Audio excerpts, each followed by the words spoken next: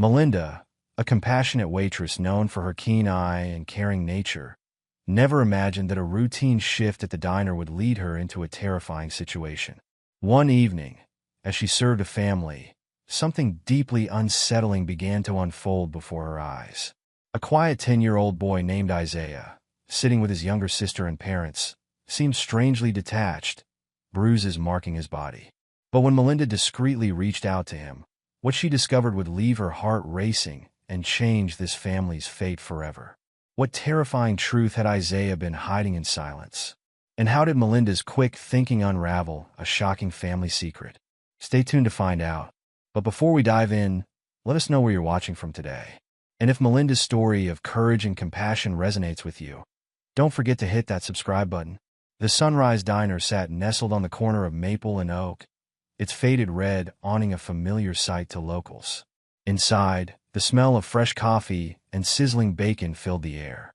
Melinda, a waitress in her mid-30s with kind eyes and a quick smile, wiped down the counter for what felt like the 100th time that morning. She'd been working at the diner for over a decade and knew every regular by name.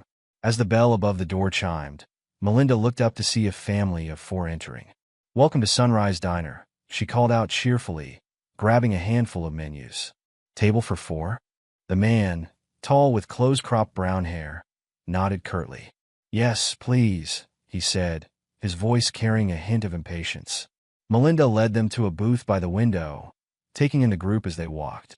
The woman, beautiful with deep brown skin and tight curls pulled back into a bun, offered a small smile. Behind them trailed 2 children, a boy who looked about 10 and a younger girl, maybe 8. "Here we are," Melinda said, setting the menus on the table. "Can I start you off with some drinks?" The man spoke before anyone else could. "Coffee for me, water for my wife. The kids will have orange juice." He barely glanced at his family as he spoke. Melinda's smile faltered for just a moment. There was something off about the way he spoke, the way the others remained silent. She pushed the thought aside, focusing on being professional. "Coming right up. I'll give you a few minutes with the menus." As she turned to get their drinks, Melinda couldn't shake the uneasy feeling in her gut. She'd seen all kinds of families come through the diner, but something about this one set off alarm bells. The children hadn't made a sound, hadn't even looked up from the table. It wasn't the usual excited chatter of kids picking out pancakes or arguing over who got the last piece of bacon. Returning with their drinks, Melinda set them down carefully. "Here we go. Are we ready to order, or do you need a few more minutes?" The man, Brad, she'd heard his wife call him quietly, spoke again. "We're ready. I'll have the steak and eggs, medium rare. My wife will have the veggie omelet." He turned to the kids. "Isaiah, Layla, what do you want?" The boy, Isaiah, mumbled something about pancakes while Layla just shrugged. Brad sighed, clearly annoyed. "2 orders of pancakes, then. And be quick about it." Melinda jotted down the order, her pen hovering over the pad. "Would the kids like any sides with that? We've got great hash browns, or maybe some fresh fruit." Brad waved his hand dismissively. "No, just the pancakes. That'll be all." As Melinda turned to put in the order, she caught a glimpse of Isaiah's wrist. A dark bruise peeked out from under his long-sleeved shirt. Her heart skipped a beat. It could be nothing, she told herself. Kids got bruises all the time, right? But combined with their silence, their father's controlling behavior, she couldn't shake the feeling that something was very wrong. Melinda kept a watchful eye on the family.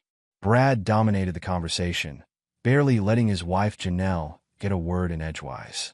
At one point, Layla dropped something, and as she bent to retrieve it, her dress rode up slightly. Melinda's breath caught in her throat as she saw another bruise, angry and purple, on the little girl's leg. The tension at the table was palpable. Melinda noticed Layla shrinking away from her father, pressing herself against the wall of the booth. Isaiah kept his eyes fixed on the table, his shoulders hunched as if trying to make himself as small as possible. Melinda's mind raced as she put in the order. She needed to find a way to interact with the children, to give them an opportunity to reach out if they needed help. But how could she do that with Brad watching their every move? An idea struck her as she was preparing their drinks. She grabbed a handful of crayons and a few paper placemats with games and puzzles printed on them. It wasn't much, but it might give her an opening. Returning to the table, Melinda set down the placemats and crayons. "I thought the kids might like something to do while they wait for their food," she said brightly. "We got some fun games on these placemats. Word searches, mazes, that sort of thing." Brad's jaw tightened, but he didn't object. Melinda saw a flicker of interest in Isaiah's eyes as he reached for a crayon. "Oh, and there's a really tricky word search on the back," Melinda added, leaning down as if to point it out. As she did, she slipped a small folded note under Isaiah's placemat, praying Brad wouldn't notice. "I'm sure they can figure it out on their own," Brad said, his tone clipped. "No need to hover." Melinda straightened up, nodding. "Of course. I'll be back to check on you in a bit." As she walked away, Melinda's heart pounded. She'd taken a risk with that note, but she couldn't shake the feeling that these children were in danger. She busied herself with other tables, all the while keeping a watchful eye on the family. After a few minutes, she saw Isaiah shift in his seat, his hand moving under the placemat. A moment later, his eyes met hers across the diner. It was brief, just a fraction of a second, but in that look Melinda saw fear, desperation, and a silent cry for help. The boy gave an almost imperceptible nod, and Melinda's heart sank. That tiny gesture carried the weight of unspoken horrors. She retreated to the kitchen, her thoughts racing. She had to call for help, but she couldn't leave the family unattended for too long without raising suspicion. In the relative privacy of the kitchen, Melinda pulled out her cell phone with shaking hands.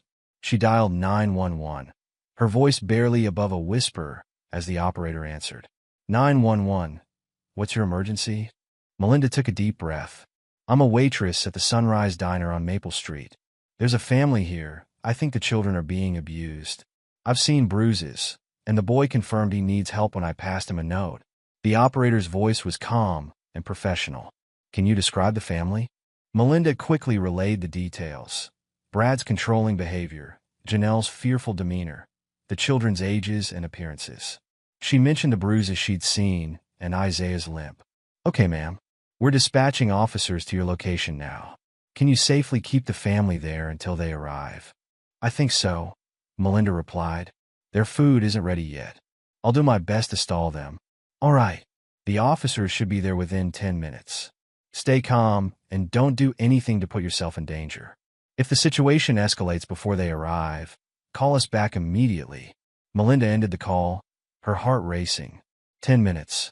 She had to keep the family here for 10 minutes without raising Brad's suspicions.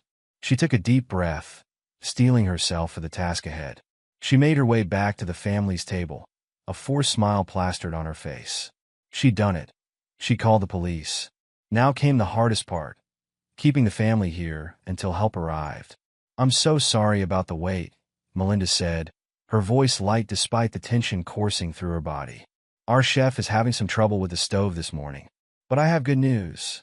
To make up for the delay, we'd like to offer you all complimentary dessert. Brad's eyes narrowed, suspicion clouding his features. We don't need dessert. We need our food so we can leave. Melinda nodded sympathetically, her mind scrambling for another delay tactic. Of course, I understand. Let me just check on your order one more time. In the meantime, how about some more coffee?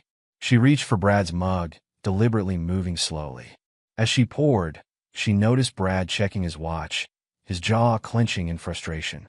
Janelle sat rigidly in her seat, her eyes darting nervously between her husband and children. Isaiah and Layla remained silent, heads bowed over their barely touched placemats. You know what? Melinda said brightly, setting down the coffee pot. While we're waiting, how about I show the kids our new ice cream sundae bar? It's right over there, and they can build their own sundaes for free. For a moment, she saw a flicker of interest in the children's eyes. But Brad's hand came down hard on the table, making everyone jump. No, he growled. We're not here for ice cream. We're here for breakfast, which we still haven't gotten. What kind of service is this? Melinda took a step back, her heart pounding. I'm so sorry, sir. I'll go check on your order right away. As she hurried towards the kitchen, Melinda glanced at the clock. Only 5 minutes had passed since she'd called 911.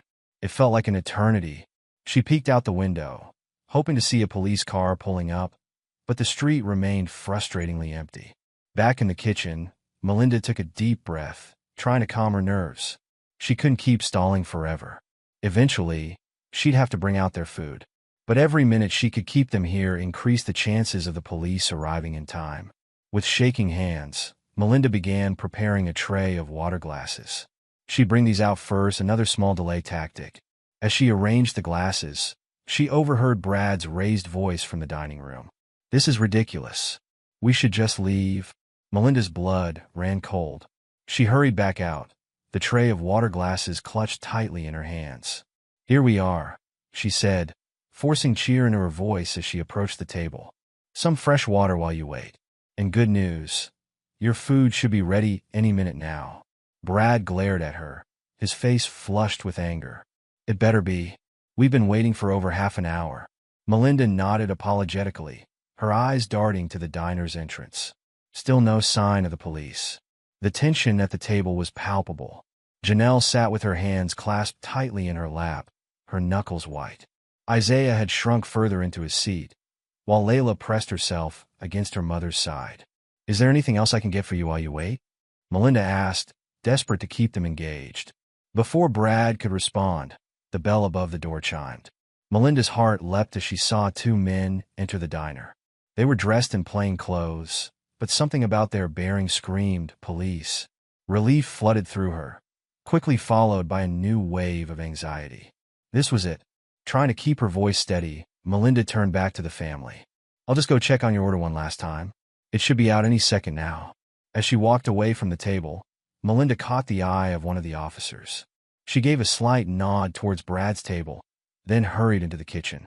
Her hands shook as she leaned against the counter, taking deep breaths. It was out of her hands now. From her vantage point in the kitchen, Melinda watched as the officers approached the table. One of them spoke to Brad, his voice low but authoritative. "Excuse me, sir. We'd like to have a word with you outside, if you don't mind." Brad's face contorted with a mixture of confusion and anger. "What? Why? We haven't done anything wrong." The officer remained calm. "It's just a routine check, sir. It won't take long." For a moment, Brad hesitated. His eyes darted around the diner, as if looking for an escape route. Then, with a growl of frustration, he stood up. "Fine. Let's get this over with." As Brad followed one of the officers outside, the other stayed behind, his attention focused on Janelle and the children. Melinda watched as he crouched down, speaking softly to Isaiah and Layla. Unable to stand by any longer, Melinda emerged from the kitchen. She approached the table cautiously, not wanting to intrude, but needing to offer whatever support she could. "Is everything okay?" she asked, her voice barely above a whisper. The officer looked up at her, his eyes kind but professional. "Ma'am, are you the one who called us?" Melinda nodded, her throat tight with emotion. "Yes, that's me." "Thank you for your vigilance," the officer said. "We're going to need to ask you a few questions later, if that's all right." "Of course," Melinda replied. She turned her attention to Janelle and the children. "Is there anything I can get for you? Some water, maybe?" Janelle nodded, tears glistening in her eyes. "Water would be nice, thank you." As Melinda went to fetch fresh glasses of water, she could hear raised voices from outside. Brad's angry shouts carried through the diner's thin walls, making everyone inside flinch. When she returned with the water, the atmosphere at the table had shifted. Isaiah, who had been silent and withdrawn all morning, was now speaking softly to the officer. Tears streamed down his face as he recounted a story that made Melinda's heart break. He hits Layla," Isaiah whispered, his voice trembling, "when she cries or makes too much noise. He says it's to teach her to be quiet, but it's not right. I try to protect her, but then he hurts me too." The officer nodded encouragingly, his voice gentle as he asked, "How long has this been happening?" Isaiah asked. The boy shrugged, looking down at his hands. "For as long as I can remember. He says if we tell anyone, he'll hurt Mom. So we have to be quiet and pretend everything's okay." Layla, who had been clinging to Janelle, spoke up in a tiny voice. "He pushed me down the stairs last week. That's why my leg hurts." Janelle let out a choked sob, pulling both children close. "I'm so sorry," she whispered, her words muffled against their hair. "I'm so sorry. I should have protected you better." The officer's face was a mask of professional calm, but Melinda could see the anger simmering beneath the surface. He turned to Janelle, his voice gentle but firm. "Ma'am, Has your husband been abusive towards you as well? Janelle hesitated, her eyes darting towards the door where Brad's muffled shouts could still be heard. Then, slowly, she nodded. For years, she admitted, her voice barely audible. At first, it was just verbal. He put me down, control what I wore, who I talked to. Then it got physical. I was too scared to leave. He said he'd kill us all if I ever tried to take the kids away. Melinda felt tears rolling down her cheeks as she listened to Janelle's confession. How long had this family been suffering in silence? How many times had they come to this very diner, putting on a brave face while hiding such terrible pain? Just then, the door burst open. Brad stormed in, his face red with fury. The officer who had been questioning him followed close behind, his hand hovering near his hip where Melinda assumed a weapon was concealed. What the hell is going on here? Brad roared, his eyes wild as he took in the scene at the table. What have you been telling them? Isaiah and Layla shrank back, terror etched on their young faces. Janelle stood up, placing herself between Brad and the children. It's over, Brad, she said, her voice shaking but determined. We're not going to be silent anymore. Brad's face contorted with rage. He lunged forward, his hand raised as if to strike Janelle. But before he could make contact, the two officers moved with lightning speed. In a matter of seconds, they had Brad pinned against the wall, his arms wrenched behind his back. Bradley Thompson, you're under arrest for suspicion of child abuse and domestic violence, one officer stated, his voice firm as he began reciting Miranda rights. Brad struggled against the officer's grip, his voice rising to a frantic pitch. This is ridiculous. You can't do this to me. That waitress is lying. She's making all of this up. Melinda felt a chill run down her spine as Brad's wild eyes locked onto her. For a moment, she saw the full force of his rage directed at her, and she understood the terror this family had lived with for so long. But then Isaiah's small voice cut through the chaos. He's lying, the boy said, his words quiet but clear. Melinda didn't make anything up. She helped us. She saw that we needed help when no one else did. A hush fell over the diner as Brad's struggle ceased. He seemed to deflate, the fight draining out of him as the reality of the situation sank in.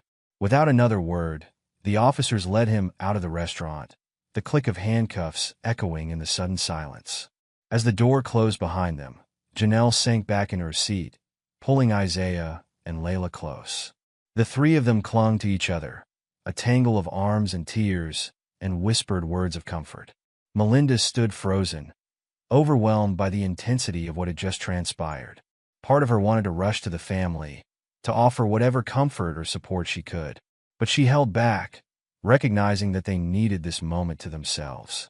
The remaining officer approached Melinda, his voice low. You did a brave thing today, ma'am. Your actions may well have saved this family's lives. Melinda nodded, unable to find words to express the tumult of emotions coursing through her. She watched as a social worker entered the diner, making her way to the family's table. The woman spoke softly to Janelle and the children, explaining what would happen next. As the social worker helped the family gather their things, Janelle suddenly looked up, her eyes seeking out Melinda. Without a word, she crossed the diner and pulled Melinda into a tight embrace.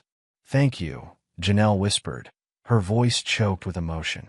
Thank you for seeing us, for helping us when we couldn't help ourselves. Melinda returned the hug, her own tears falling freely now. You're so strong, she murmured. All of you. I'm just glad I could help. As Janelle pulled away, Isaiah and Layla approached.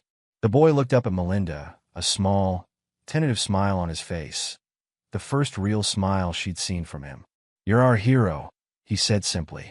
Layla nodded in agreement, reaching out to take Melinda's hand. Thank you for saving us from the monster, she whispered. Melinda crouched down, bringing herself to eye level with the children.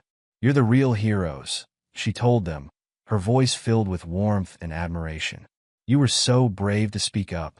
Things might be a little scary and different for a while, but I promise you it's going to get better. As the family was led out of the diner, Melinda felt a profound mix of emotions washing over her. Relief that the children were safe, sorrow for the pain they had endured, and a fierce determination to remain vigilant in the future. The diner felt eerily quiet in the aftermath of the morning's events. Melinda moved through the space in a daze, mechanically clearing tables and wiping down counters. Her mind kept replaying the scenes she had witnessed: Brad's rage, the children's fear, Janelle's quiet strength. As she picked up a fallen crayon from under the family's table, Melinda paused. On the edge of Isaiah's placemat, partially hidden by scribbles, were two words written in a child's unsteady hand: "Thank you." Tears pricked at Melinda's eyes as she carefully folded the placemat and tucked it into her apron pocket. It was a reminder of why she had acted, why she had taken the risk of getting involved. The rest of Melinda's shift passed in a blur. She gave her statement to the police, recounting every detail she could remember from both encounters with the family. Her manager, visibly shaken by the day's events, told her to take the rest of the week off with pay. As Melinda hung up her apron at the end of her shift, she felt changed. The world looked the same as it had yesterday, but everything felt different. She'd always considered herself an observant person, but today had opened her eyes to the hidden struggles that might be playing out all around her. Walking to her car, Melinda took a deep breath of the cool evening air. She didn't know what tomorrow would bring, but she knew one thing for certain: she'd be ready. Ready to notice, ready to act, ready to be the helping hand that could change a life. The sun was setting as Melinda drove home, casting long shadows across the streets. But for the first time in days, her heart felt light. She'd made a difference today, and tomorrow, she'd wake up ready to do it all over again, one small act of kindness at a time. As she pulled into her driveway, Melinda's phone buzzed with a text message. It was from an unknown number, but the content made her heart swell. "This is Janelle. The police gave me your number. I just wanted to say thank you again. We're safe now, staying with my sister. The kid's already seeming happier. You've given us a chance at a new life. We'll never forget what you did for us." Melinda sat in her car for a long moment, reading and rereading the message. Tears of relief and joy streamed down her face. She had trusted her instincts, taken a risk, and it had paid off in the most profound way possible. As she finally made her way into her house, Melinda felt a renewed sense of purpose. Her job as a waitress had always been about more than just serving food. It was about connecting with people, brightening their day in small ways. Now, she realized it could be so much more. She could be a lifeline, a safe haven for those who couldn't speak up for themselves. Melinda made a silent vow as she prepared for bed that night. She would keep her eyes open, stay vigilant. If there was even a chance she could help another child, another family in crisis, she would do whatever it took. The events of the day replayed in her mind as she drifted off to sleep. The fear in Isaiah's eyes when they first came in, the tension radiating from Janelle, the barely contained rage in Brad's voice. But those images were overshadowed by the memory of Isaiah's small smile as he called her a hero, of Layla's tiny hand in hers, of Janelle's grateful embrace. In her dreams that night, Melinda saw a diner filled with light. Children laughed and played, free from fear. Parents smiled, their shoulders unburdened by hidden pain. And in every booth, on every table, were small folded notes that simply read, "Thank you for seeing us." The weeks following that fateful day at the Sunrise Diner passed in a blur for Melinda. She found herself thrust into a whirlwind of police statements, court appearances, and media attention. The local news had picked up the story, praising her quick thinking and bravery. Overnight, she had become something of a local hero, a title that sat uncomfortably on her shoulders. "I just did what anyone would do," she'd say whenever someone brought it up, deflecting the praise with a small smile and a shrug. But deep down, Melinda knew it wasn't that simple. She had seen what others had missed, had acted when others might have turned away, and that knowledge changed her, altered the way she moved through the world. As she returned to work at the diner, Melinda found herself hyper-aware of every customer who walked through the door. She studied their faces, their body language, the way they interacted with each other. Every family that came in sparked a flicker of concern. Were they okay? Were there signs she was missing? "You can't save everyone, honey," her manager Rita told her one slow afternoon, catching Melinda staring intently at a mother and son in the corner booth. "You'll drive yourself crazy if you try." Melinda nodded, knowing Rita was right. But she couldn't shake the feeling that she had been given a gift, the ability to see beyond the surface, to recognize the signs of pain and fear that others might overlook. It was a responsibility she couldn't ignore. One rainy Tuesday, about a month after the incident, Melinda was wiping down the counter when the bell above the door chimed. She looked up, her breath catching in her throat as she recognized the woman who entered. Janelle stood in the doorway, looking both nervous and determined. She was alone, her eyes scanning the diner until they landed on Melinda. A small smile tugged at the corners of her mouth as she made her way to the counter. "Hi," Janelle said softly, sliding onto a stool. "I hope it's okay that I came by." Melinda felt a rush of emotions: relief, joy, concern. "Of course it's okay," she said warmly, reaching out to squeeze Janelle's hand. "It's so good to see you. How are you? How are the kids?" Janelle's smile grew more confident. We're doing better. It's been hard, but we're getting there. The kids are in therapy, and so am I. We're staying with my sister for now, trying to figure out our next steps." As Janelle spoke, Melinda studied her face. The fear and tension that had been etched into her features that day were gone, replaced by a cautious hope. She looked younger, somehow, as if a great weight had been lifted from her shoulders. "I'm so glad to hear that," Melinda said, her voice thick with emotion. "Can I get you anything? Coffee? Something to eat?" Janelle shook her head. "No, thank you. I actually came here because I wanted to thank you again, and to ask for your help." Melinda's eyebrows raised in surprise. "My help? Of course, anything. What do you need?" Janelle took a deep breath, her fingers tracing patterns on the countertop. "I've been thinking a lot about what happened, about how you were able to see what was going on with us when no one else did. And I realized there must be others out there, other families like ours, suffering in silence, not knowing how to ask for help." She looked up, meeting Melinda's gaze with a fierce determination. "I want to do something about it. I want to start a support group, maybe even a small nonprofit, to help victims of domestic violence. To teach people the signs to look out for, like you did. But I don't know where to start. I thought maybe you could help me." Melinda felt a surge of admiration for the woman before her. Just a month ago, Janelle had been trapped in a nightmare, unable to see a way out. Now here she was, ready to turn her pain into purpose, to help others who were still living the life she had escaped. "Janelle, that's amazing," Melinda said, her voice filled with warmth and encouragement. "Of course I'll help. We can start right now if you'd like. Let me just grab my notebook, and we can brainstorm some ideas." As Melinda hurried to the back to retrieve her things, her mind was already racing with possibilities. She thought of all the resources she'd researched in the weeks since the incident, the hotlines and shelters she'd familiarized herself with. She thought of the other waitresses and restaurant staff she knew, how they could form a network of vigilant eyes and helping hands across the city. When she returned, Janelle was sitting up straighter, a look of determination on her face. Melinda pulled up a stool on her side of the counter, spreading out her notebook between them. "Okay," Melinda said, pen poised over the paper. "Let's start at the beginning. What do you envision for this group?" As Janelle began to speak, her words coming faster and more confidently, Melinda felt a warmth spreading through her chest. This, she realized, was why she had acted that day. Not just to save one family, but to create a ripple effect of hope and healing that could spread far beyond the walls of the Sunrise Diner. For the next few hours, Melinda and Janelle pored over ideas, sketching out plans and making lists. They were so engrossed in their work that they barely noticed as the diner filled up with the dinner crowd, the buzz of conversation rising around them.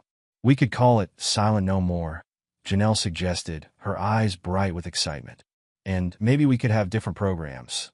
One for women looking to leave abusive situations, one for children who've experienced trauma, and one to educate the public on recognizing signs of abuse." Melinda nodded enthusiastically, jotting down notes.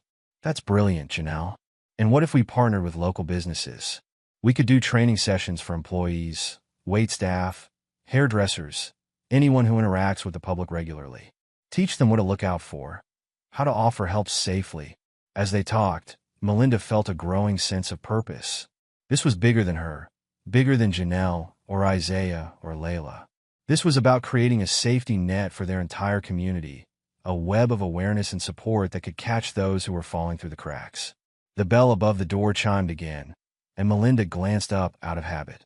Her heart skipped a beat as she recognized the two people who entered, Isaiah and Layla, accompanied by a woman who must have been Janelle's sister. Janelle followed Melinda's gaze, her face lighting up at the sight of her children. "Oh, I didn't realize it had gotten so late. My sister must have brought them by after their therapy session." Melinda watched as the children spotted their mother. Their faces broke into wide smiles, so different from the fearful, withdrawn expressions she remembered from that day. Isaiah said something to his aunt, then began making his way towards the counter, Layla trailing close behind.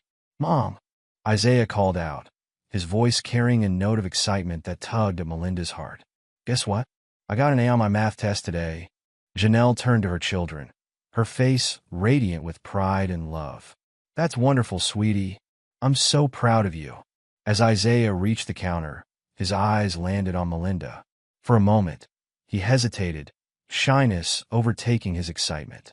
But then, to Melinda's surprise, he stepped forward and wrapped his arms around her in a tight hug. "Thank you," he whispered, his voice muffled against her apron. "For saving us." Melinda felt tears prickling at the corners of her eyes as she returned the hug.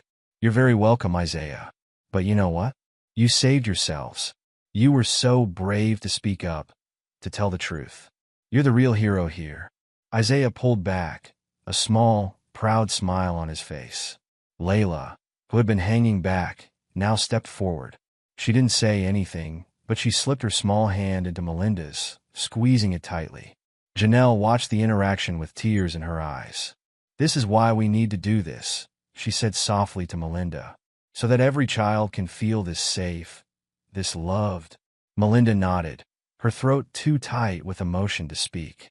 She looked at the family before her, Janelle, standing tall and confident, Isaiah, his eyes bright with the promise of a future without fear, Layla, no longer shrinking from the world but reaching out to connect. They had been through so much, had suffered in ways Melinda could only imagine. But here they were, not just surviving, but thriving, planning to help others, to turn their pain into purpose. In that moment, Melinda knew with absolute certainty that she had found her calling. This wasn't just about being a vigilant waitress or a good Samaritan. This was about being part of something bigger, about creating a community where no one had to suffer in silence, where help was always within reach. As the family settled into a booth, Janelle waving Melinda over to join them, Melinda felt a sense of peace wash over her. She had always loved her job at the diner, had always felt that serving others was her way of making the world a little bit better. But now, she realized she had the opportunity to serve in a much deeper, more meaningful way. The next few months were a whirlwind of activity. Melinda and Janelle threw themselves into bringing their vision for Silent No More to life. They started small, with weekly support group meetings in the community center. Melinda was amazed at how quickly word spread, how many people came forward once they knew there was a safe space to share their stories. They partnered with local shelters and domestic violence organizations, building a network of resources and support. Melinda used her connections in the service industry to set up training sessions, teaching bartenders, hairdressers, and fellow waitstaff how to recognize signs of abuse and offer help discreetly. One crisp autumn evening, about 6 months after that fateful day in the diner, Melinda stood at the podium in the town hall, looking out over a sea of familiar and new faces. It was the official launch event for Silent No More, and the turnout was beyond anything she could have imagined. "When I first noticed something was wrong that day in the diner," Melinda began, her voice steady despite the butterflies in her stomach, "I didn't know what to do. I was scared, uncertain, but I knew I couldn't stay silent. And that decision changed not just my life, but the lives of a family who had been suffering for far too long." She paused, her eyes finding Janelle in the crowd. Janelle nodded encouragingly, her eyes shining with pride and determination. "But the story doesn't end there," Melinda continued, "because that family, instead of retreating into the shadows, chose to stand up and say no more. They chose to turn their pain into purpose, to reach out and help others who are still trapped in the cycle of abuse and fear." As Melinda spoke, she saw heads nodding in the audience. She saw tears on some faces, looks of recognition and understanding on others. She saw people reaching out to squeeze their neighbors' hands, offering silent support and solidarity. "That's why we're here tonight," Melinda said, her voice growing stronger. "To say that we will be silent no more. That we will open our eyes, our ears, and our hearts to those who are suffering. That we will create a community where everyone feels safe, valued, and heard." The applause that followed was thunderous. As Melinda stepped back from the podium, making way for Janelle to speak, she felt a profound sense of gratitude wash over her. Gratitude for the twist of fate that had brought that family into her diner that day. Gratitude for the courage it had taken to act, to speak up, to get involved. Gratitude for the opportunity to be part of something so much bigger than herself. As the event wound down, Melinda found herself surrounded by well-wishers and volunteers eager to get involved. She answered questions, handed out flyers, and exchanged contact information, her heart swelling with each new connection made. "Melinda," a small voice said, cutting through the chatter around her. Melinda turned to find Layla standing there, looking up at her with wide, serious eyes. "Hi, sweetheart," Melinda said warmly, crouching down to the girl's level. "What do you think of all this?" Layla was quiet for a moment, her brow furrowed in thought. Then, in a voice barely above a whisper, she said, "I want to help too. I want to make sure no other kids have to be scared like I was." Melinda felt her heart constrict at the child's words. She reached out, gently taking Layla's hands in hers. "That's very brave of you, Layla. And you know what? You're already helping. By being here, by sharing your story, you're showing other kids that there's hope, that things can get better." Layla's face lit up with a smile, a far cry from the fearful, withdrawn child Melinda had first met. "Really? Really?" Melinda confirmed. "You're a hero, Layla. Don't ever forget that."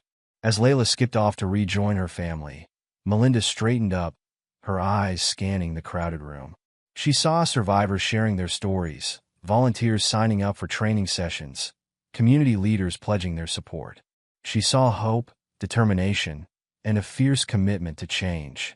As she made her way back to Janelle and the kids, ready to celebrate the successful launch of their organization, Melinda felt a sense of peace settle over her. She couldn't change the whole world, couldn't save everyone, but she could make a difference in her corner of it. She could keep her eyes open, her heart ready to act. And maybe, just maybe, that would be enough to start a ripple of change that could spread far beyond the walls of the Sunrise Diner. As the months passed, Melinda found herself settling into a new rhythm. Her days at the diner took on a dual purpose, serving food and keeping watch. She developed a keen eye for the subtle signs of distress, the silent pleas for help that often went unnoticed. But more than that, she became a beacon of hope for those who needed it most. Word spread quickly about the waitress who had saved a family from abuse, and about the organization she had helped found. People began to seek her out, not just for coffee and pancakes, but for a listening ear, a word of advice, or simply a moment of understanding. One rainy Tuesday afternoon, as the lunch rush was winding down, Melinda noticed a young woman sitting alone in a corner booth. She had been there for over an hour, nursing a single cup of coffee, her eyes red-rimmed and distant. Something about her demeanor set off alarm bells in Melinda's mind. Approaching the table, Melinda offered a gentle smile. "Can I get you anything else, hon? Maybe a slice of pie? It's on the house." The woman looked up, startled, as if she had forgotten where she was. "Oh no, thank you. I should probably go. I've been here too long." "Nonsense," Melinda said, sliding into the seat across from her. "You stay as long as you need." "I'm Melinda, by the way." "Sarah," the woman replied, her voice barely above a whisper. I've heard about you, about what you did for that family." Melinda felt her heart rate quicken. "Is that why you're here, Sarah? Do you need help?" Sarah's eyes filled with tears. She nodded, almost imperceptibly. "I don't know what to do," she whispered. "He says he'll kill me if I leave. But I can't. I can't live like this anymore." For the next hour, as Rita covered her tables without complaint, Melinda sat with Sarah. She listened to her story, offered words of support and encouragement, and most importantly, helped her develop a plan. By the time Sarah left the diner, she had the number for a local shelter, a safety plan in place, and a flickering spark of hope in her eyes. As Melinda watched Sarah walk out into the rain, her heart heavy but determined, she realized that this was just the beginning.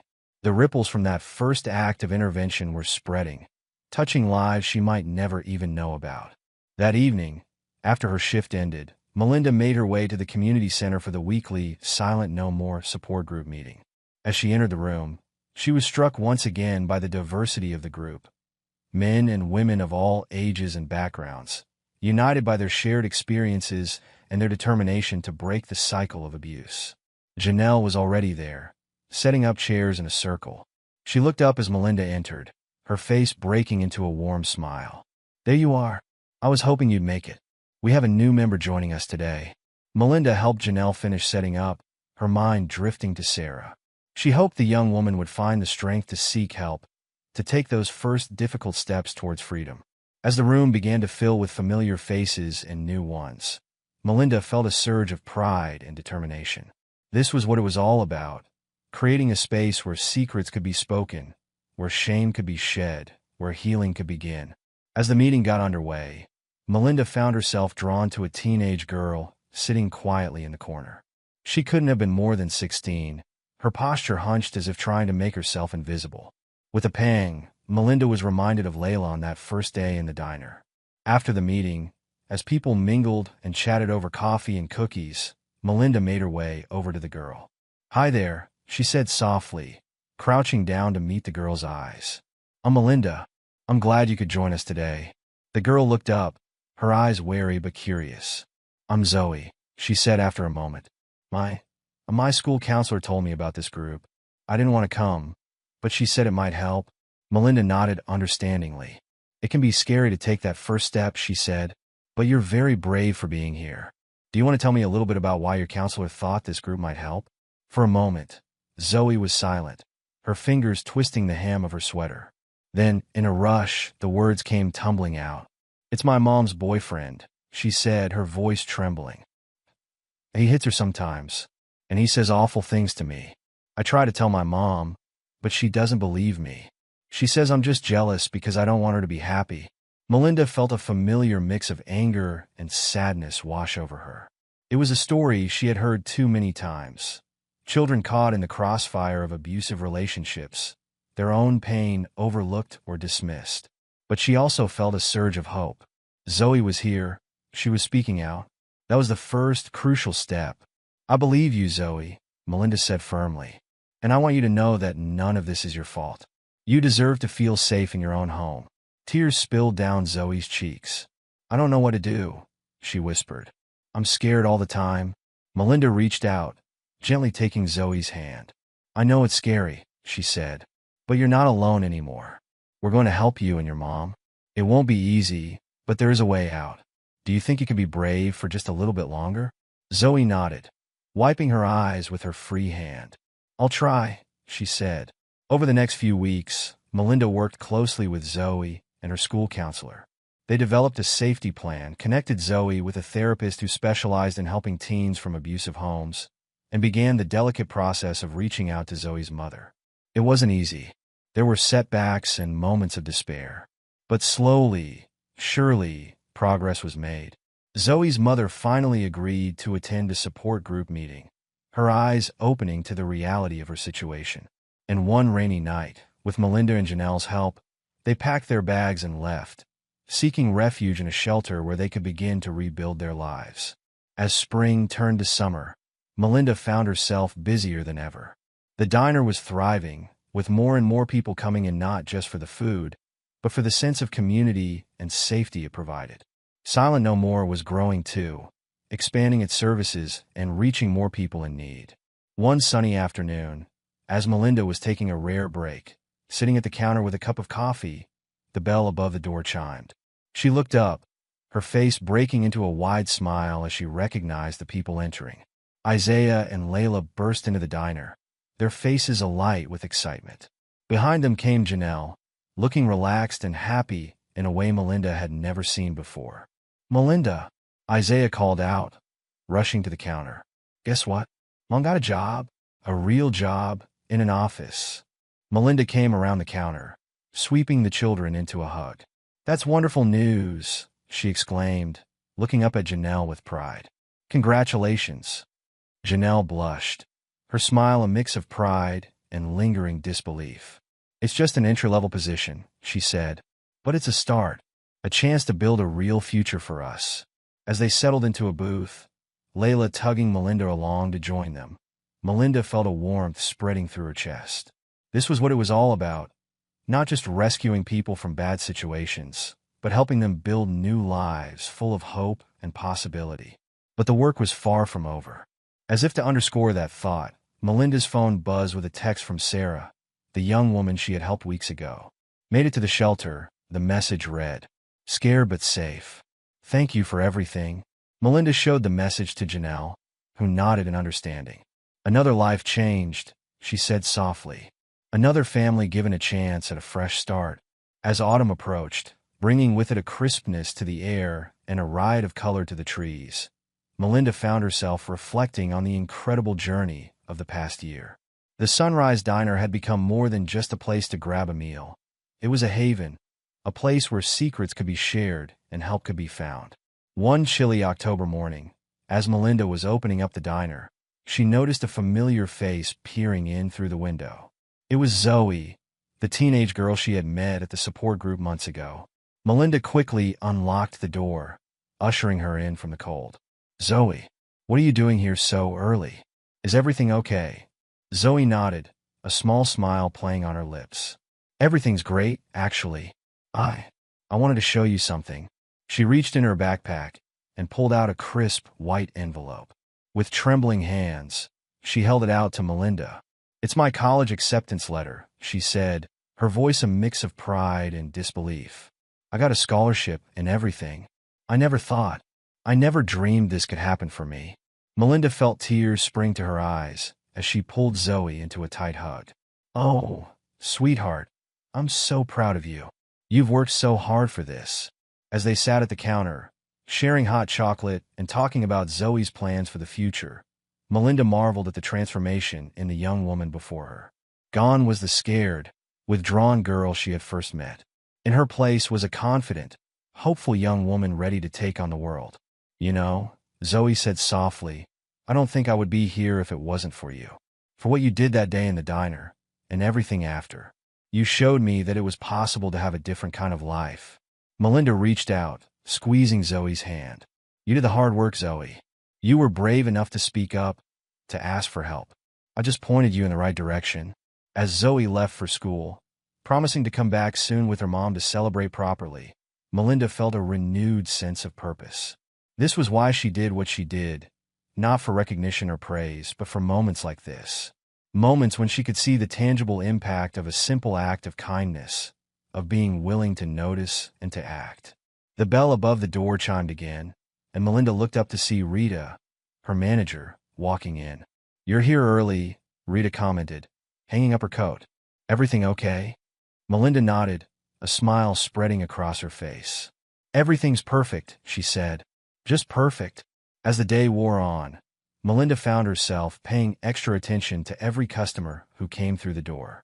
Not out of suspicion or fear, but with a sense of openness and compassion. Each person who sat at her counter or slid into a booth had a story, she knew.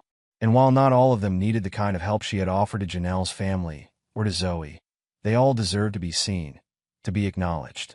During the afternoon lull, as Melinda was refilling salt shakers, the door opened and a tall, distinguished-looking woman walked in. She glanced around the diner before making her way to the counter. "Are you Melinda?" she asked, her voice warm but professional. Melinda nodded, setting down the salt shaker. "I am. How can I help you?" The woman smiled, extending her hand. "I'm Dr. Eleanor Wright. I'm a professor of social work at the State University. I've heard a lot about you and the work you've been doing with Silent No More." Melinda felt a flutter of nerves in her stomach as she shook Dr. Wright's hand. "It's nice to meet you," she said. "What brings you to our little diner?" Dr. Wright settled onto a stool, her eyes alight with interest.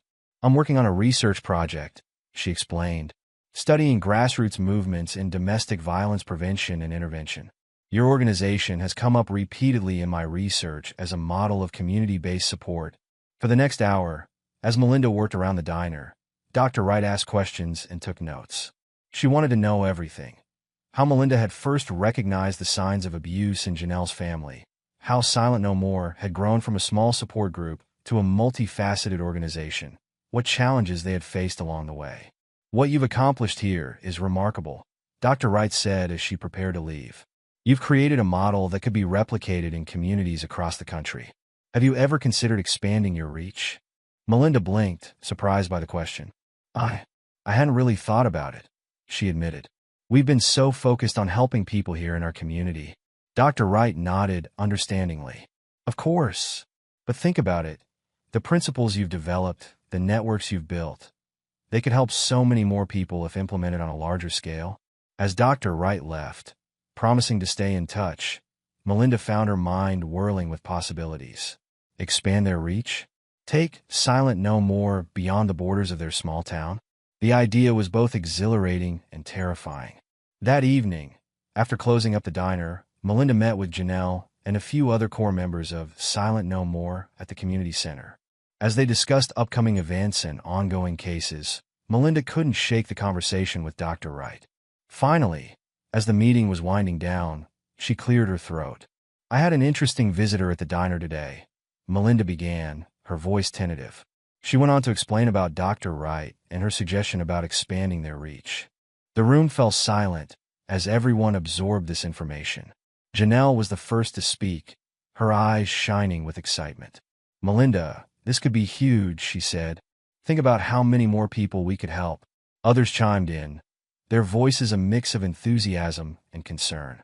They discussed the logistics, the challenges, the potential impact.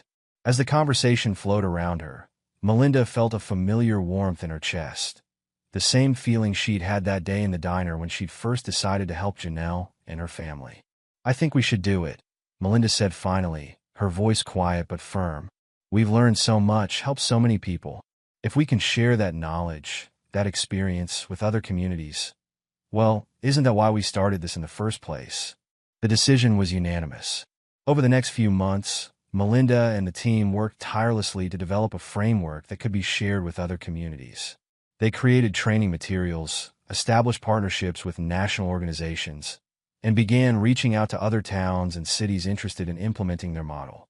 As word spread, Melinda found herself traveling more, speaking at conferences and meeting with community leaders across the state. It was challenging, balancing her work at the diner with her growing responsibilities with Silent No More.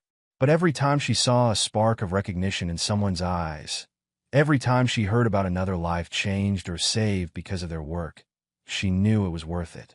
1 year after Dr. Wright's visit, Melinda stood on a stage in Washington, D.C., addressing a national conference on domestic violence prevention. As she looked out over the sea of faces, social workers, law enforcement officers, educators, and survivors, she felt a profound sense of awe and gratitude. "When I first noticed something was wrong that day in the diner," Melinda began, her voice strong and clear, "I never imagined where that one moment would lead. I was just a waitress doing my job, but I've learned that we all have the power to make a difference, to create ripples of change that can transform lives and communities." As she shared the story of Silent No More and the impact it had made, Melinda saw heads nodding, tears being wiped away, and determined looks spreading across faces in the audience. She knew that each person there would take what they learned back to their own communities, creating new ripples of awareness and action. After her speech, as Melinda was gathering her things, a young woman approached her. "Miss Thompson," the woman said hesitantly, I just wanted to thank you. I heard you speak at my college last year, and it gave me the courage to leave my abusive boyfriend. I'm safe now, and I'm training to become a counselor. I want to help others the way you helped me." Melinda felt tears prick at her eyes as she hugged the young woman. She thought, this is why we do what we do. As Melinda flew home the next day, her mind was already racing with new ideas, new ways to expand their reach and help more people. But as the plane descended and she saw the familiar landscape of her town spread out below her, she felt a tug of homesickness. For all the amazing experiences of the past year, for all the lives they'd touched across the country, Melinda's heart still belonged to the Sunrise Diner. It was where it had all begun, where she could still make a difference one cup of coffee, one conversation at a time. Walking into the diner the next morning, Melinda was greeted by cheers and applause. Rita had told everyone about her speech in D.C., and the regulars were bursting with pride. As Melinda tied on her apron and picked up her coffee pot, she felt a profound sense of rightness. This was where she belonged. Over the next few years, Silent No More continued to grow and evolve. They developed online training programs, created a national hotline, and worked with legislators to strengthen laws protecting victims of domestic violence. Melinda remained at the heart of it all, splitting her time between the diner and her work with the organization. But it was the small moments that meant the most to her. The quiet conversations over coffee, the notes of thanks slipped on her plates, the smiles of recognition from those she had helped. Each interaction was a reminder of the power of paying attention, of being willing to reach out and make a difference. 5 years to the day after that fateful morning when Janelle and her family had first walked into the diner, Melinda stood behind the counter, surveying her domain. The diner looked much the same worn booths, same slightly sticky menus. But the feeling in the air was different. There was a warmth, a sense of safety and community that went beyond good food and hot coffee. The bell above the door chimed, and Melinda looked up to see Janelle walking in, followed by Isaiah and Layla. But they weren't alone. Behind them came Sarah, Zoe, and a dozen others, people whose lives had been touched by Silent No More, people who had found the strength to build new lives free from abuse and fear.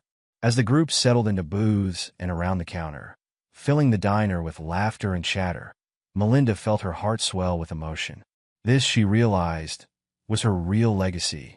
Not the speeches or the national recognition, but this, a community of survivors and allies, supporting each other and reaching out to help others. Janelle caught her eye from across the diner, raising her coffee mug in a silent toast.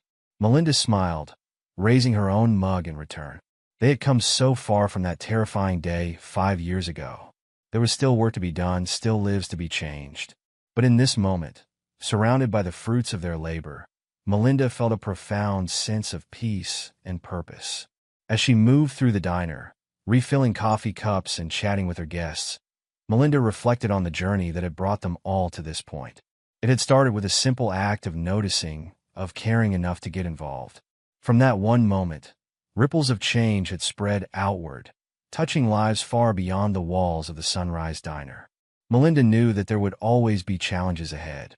Domestic violence wouldn't disappear overnight, and there would always be those in need of help and support. But she also knew that they had created something powerful, a network of vigilant eyes and helping hands, ready to notice, to act, to make a difference. As the afternoon wore on and the impromptu celebration showed no signs of slowing down, Melinda found herself standing by the diner's front window. She looked out at the street where, 5 years ago, she had watched Janelle and her children walk away to an uncertain future. Now, that same street was filled with people coming and going, each carrying with them the potential to create their own ripples of change. Melinda felt a tug on her apron and looked down to see Layla, now a confident teenager, smiling up at her. "Thank you," Layla said simply, wrapping her arms around Melinda in a tight hug. "For everything." As Melinda returned the hug, she felt a sense of completion wash over her. This was why she had acted that day, why she continued to pour her heart and soul into both the diner and Silent No More. It wasn't about recognition or accolades. It was about moments like this, moments of connection, of healing, of hope. "No, thank you," Melinda whispered back. "For being brave, for speaking up, for showing others that change is possible." As they pulled apart, Melinda looked around the diner once more. She saw survivors sharing stories and offering support to newcomers. She saw volunteers discussing upcoming events and brainstorming new initiatives. She saw a community united in its commitment to breaking the cycle of violence and creating a safer world for all. And at the center of it all was the Sunrise Diner, a simple place that had become so much more. It was a beacon of hope, a safe haven, and a launching pad for change. It was proof that sometimes the most profound transformations begin in the most ordinary of places. And that's the powerful story of Melinda and Isaiah, a tale of bravery, compassion, and a family's journey from fear to freedom. What started as an unsettling dinner at a diner led to the uncovering of a heartbreaking reality hidden beneath the surface. Thanks to Melinda's quick thinking and courage, A family was rescued from unimaginable pain, and healing could finally begin. If this story of courage and resilience moved you, let us know in the comments below. We hope it serves as a reminder that sometimes a simple act of kindness can change someone's life forever. Thank you for watching, and don't forget to subscribe for more inspiring stories like this one.